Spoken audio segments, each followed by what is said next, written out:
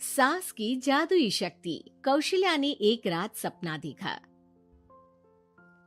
कौशल्या राजपूत, तुमने किए हैं जीवन में अच्छे अच्छे कर्म, इसलिए अब से जब तुम चाहो गायब हो सकती हो, जिसके लिए तुमको सिर्फ चुटकी बजानी होगी और चुटकी बजाते ही तुम गायब। बस एक बात का ध्यान रखना, जहां तुमने कोई गलत काम किया तुमसे ये शक्ति वापस ले ली जाएगी।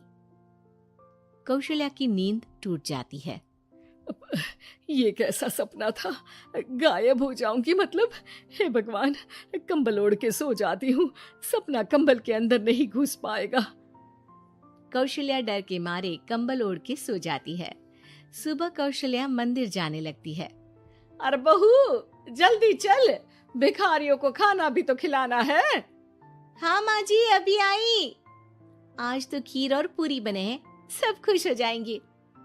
दोनों सास बहू कार से खाने का सामान लेकर मंदिर पहुंचते हैं और भगवान की आराधना के बाद मंदिर के बाहर बैठे भिखारियों को खाना खिलाने लगते हैं। दीदी, आप हर हफ्ते आते हो, इतना सारा करते हो हम लोगों के लिए। मैं आपके लिए रोज अलग से दुआ मांगता हूँ। ये तो फर्ज है हमारा। दीदी, थोड़ी पैसों की मदद हो जाती तो अच्छा होता। बड़े चौराहे पे मेरी बीवी भीख मांगती है, उसका इलाज करवाना है, 100-200 रुपए लग जाएंगे। कौशल्या उसी वक्त भिखारी को 500 का नोट दे देती है और दोनों सास बहू वहां से लौटने लगती हैं। तभी कौशल्या को कोई शंका होती है। अब बहू रुक, तो मैं भी आई। कौशल्या वापस वहीं जाती है तो देखती है कि भिखारी वहां है ही नहीं। कौशल्या को रात का सपना याद आता है। वो चुटकी बजा के गायब हो जाती है और सीधे भिखारी के पास पहुंचती है, पर भिखारी को वो दिखाई नहीं देती। कौशल्या देखती है कि भिखारी उन पैसों से शराब खरीद रहा है और कौशल्या उसे वहीं एक चाटा मारती है। अरे कौन है बे? एक और चाटा पड़ता है। अरे कौन है? कौन है? हिम्मत है तो सामने आओ। भिखारी को झूठ बोलने पर तड़ातड़ चांटे पड़ते हैं। वो वहां से भाग खड़ा होता है। कौशल्या चुटकी बजा के वापस बहू के पास आ जाती है और मन ही मन सोचती है, ऐसे तो मैं कितने गलत काम रोक सकती हूँ, कितनी ताकतवर हूँ मैं, किसी को पता भी नहीं चलेगा। सासू माँ, आप क्या सोच रही हो? अब कुछ नहीं, कुछ भी तो नहीं। ठीक है, मुझे ना थोड़े पैसों की जरूरत थी। मेरे कजिन भाई है ना, उनकी तबीयत थोड़ी इधर उधर हो रही है। वो तो खुद से नहीं कहेंगे कि पैसे दे दो, पर बहन होने के नाते मेरा तो फर्ज बनता है ना कि भाई की मदद करूं। अरे हाँ हाँ, ले जाना पैसे। पैसे इसीलिए तो कमाते हैं कि जरूरत में काम आ सके। घर पहुंच के कौशल्या अपनी बहू को 10,000 रुपए दे देती है। कब जाएगी तू मायके? कल शाम की ट्रेन है। दोनों काम में लग जाती हैं। तभी काम वाली दीदी वहां आती है। आज ना मैं आप लोगों के लिए पनीर बनाऊंगी। ठीक है, मंगवा लेती हूँ पनीर। पड़ोस की दुकान वाला पनीर दे जाता है और काम वाली बाई पनीर से रेसिपी बनाने लगती है। आज अपनी सुपर पावर काम वाली बाई पे ट्राई करती हूँ, देखूं तो सही किचन में करती क्या है ये। सास चुटकी बजा के गायब हो जाती है और किचन में पहुंचती है। बाई को खबर भी नहीं है कि कौशल्या भी किचन में ही है। आज तो मैं भी पनीर की सब्जी बनाऊंगी रात को अपने घर, और थोड़ा सा घी भी रख लेती हूँ। वैसे भी कौशल्या बुढ़िया खा खा के मोटी हो गई है। कौशल्या बाई की चोरी पकड़ लेती है और गुस्से में बाई की चोटी ऊपर उठा देती है। बाई को समझ भी नहीं आता कि उसकी चोटी खड़ी कैसे हो गई। वो डर के मारे चीख पड़ती है। बहू भागते हुए किचन में आती है। अरे क्या हुआ? ये तुम्हारी चोटी खड़ी कैसे है? करंट लग गया है क्या?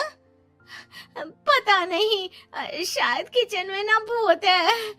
बाई वहां से भाग खड़ी होती है और कौशल्या चुटकी बजा के अपने कमरे में टीवी देखने लगती है। बहू वहां जाती है। माँ जी, किचन में ना भूत है, बाई भाग गई। अरे भागने देना, भूत का तो पता नहीं, किचन में चोर जरूर था और वो थी अपनी काम वाली। अच्छा हुआ चली गई। बहू को कुछ समझ नहीं आया। उसने किचन में जो देखा उसके सदमे में जो थी वो अभी तक। अगले दिन बहू अपने मायके के लिए निकल जाती है। कहीं भिखारी और काम वाली की तरह बहू भी तो मुझे धोखा नहीं दे रही। अरे कहीं वो पैसे ले जाके शॉपिंग तो नहीं करने वाली ना।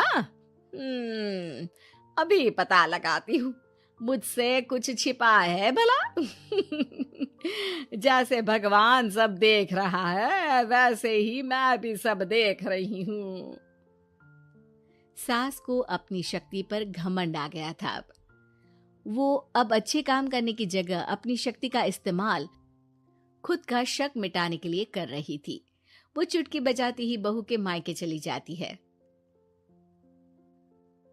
भैया, आपने बताया क्यों नहीं कि इतनी तबीयत खराब है? अरे तेरी सास बूढ़ी हो गई है, इतना भला काम करती है, उनकी मदद कौन करता है? यहाँ तो और भी लोग हैं ना। भैया मेरे पास कुछ पैसे हैं, आप दूसरे डॉक्टर को दिखा दीजिए ना। अरे मुझे लगता है कि मेरा टाइम आ गया है, मुझे जाना होगा। कमरे में भाई की आत्मा को लेने यमदूत आ चुके थे। कौशल्या भले ही किसी को नहीं दिख रही थी, पर यमदूत ने उसे देख लिया। यही आत्मा है शायद, परछाई दिख रही है, पहले ही तैयार खड़ी है। अरे आप कौन हो? यमराज का नाम सुना है? हैं? आप यमराज हो क्या? नहीं, हम उनके यहाँ जॉब करते हैं, आत्मा उठा के ले जाते हैं डिलीवरी वाले। चलो अब तुम्हारा टाइम पूरा हो गया। अरे आप शायद ना वो बिस्तर पर पड़े आदमी की आत्मा को लेने आए हो। मैं तो बस यहाँ देखने आई थी कि मेरी बहू कहीं मुझसे पैसे लेकर शॉपिंग करने तो नहीं चली गई ना। मतलब तुम्हारे पास शक्ति है गायब होने वाली? हाँ। तुम ऐसे तुच्छ काम में उपयोग कर रही हो ऐसी दिव्य शक्ति का। अब तो तुमको ही लेके जाऊंगा। अरे नहीं, कल मुझे किटी पार्टी में भी तो जाना है। अब नरक में ही करना किटी पार्टी। नहीं नहीं नहीं। 3 बार नहीं क्यों बोल रही हो? टीवी सीरियल चल रहा है क्या एकता कपूर का? अरे प्लीज मुझे जाने दो। आप तो उस बीमार आदमी की आत्मा को लेने आए थे ना। गलत डिलीवरी करोगे तो यमराज डांटेगा ना। बात तो सही कर रही हो, पर हमको उस पे दया आ गई। अभी उसकी उम्र ही क्या है, पर कुछ तो लेके जाना पड़ेगा ना। एक काम करो, अपनी शक्ति दे दो गायब होने वाली। हैं? अरे क्यों? तुम पृथ्वी लोक का भ्रष्टाचार रोक सकती थी, चोरी रोक सकती थी, अरे कोरोना रोक सकती थी, पर तुमने अपनी बहू की जासूसी करना शुरू कर दिया। अरे लेकिन किंतु परंतु। यमदूत सास की शक्ति लेके वापस चले जाते हैं।